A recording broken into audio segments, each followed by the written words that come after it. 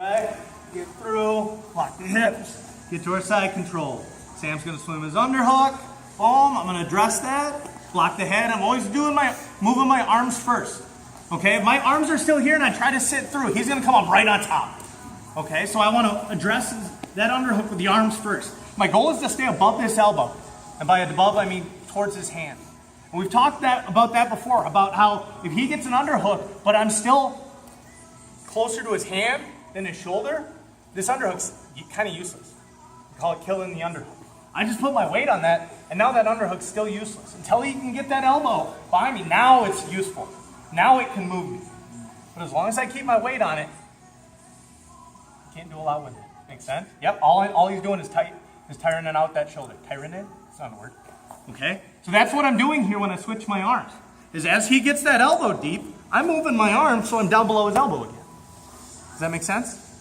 Okay, so switch my hips, start attacking, boom, planting. This time, he grabbed something on the way by.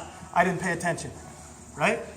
I got in there, trying to yank on it, doesn't matter. He's just chilling. He's just waiting, relaxing. Okay, I'm gonna still do the same motions with my legs.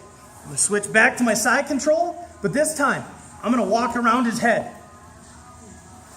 Instead of trying to take one big step over, I'm just going to keep pointing at the ground, and I'm just going to walk around. He can try and keep me away all he wants, but I'm going to keep that weight on him until I start elevating. See how he's rotating his shoulders?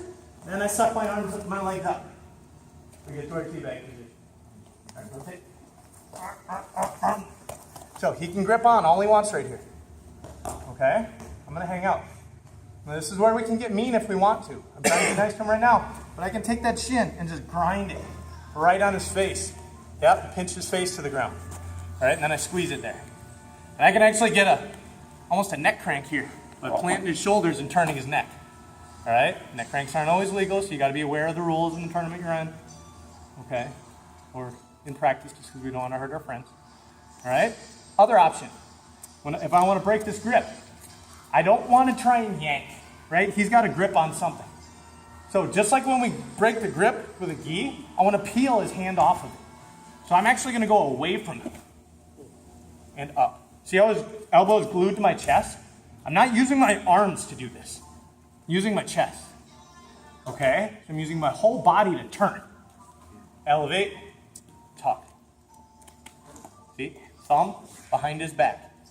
Once it's behind his back, then I'll deal with it. But my goal is to get it back there as quickly as possible. Then I start drawing it up towards his head. Cool? Hear all that? You've done it. Anybody else got questions? So the only difference... What's up? Does it matter where his other arm goes when you step over his head? They're differing. The thing I want to avoid is him having control of my foot. So I want to avoid this. Any other combination, we can deal with. So it doesn't matter. It does matter that we don't let him get my ankle. But any other combination here, whether it's underneath, whether it's over the top, we can deal with them. There are different things he can do based on where that arm is, but as long as I'm controlling that head with my legs and I'm sitting down real nice, usually by the time he goes for something, we're probably out. But we've got a whole series of defenses to this that we will go over in the future. So, for these purposes, no, you're right, doesn't matter. Cool? Any other questions? All right, 1, 2, 3. Thank you.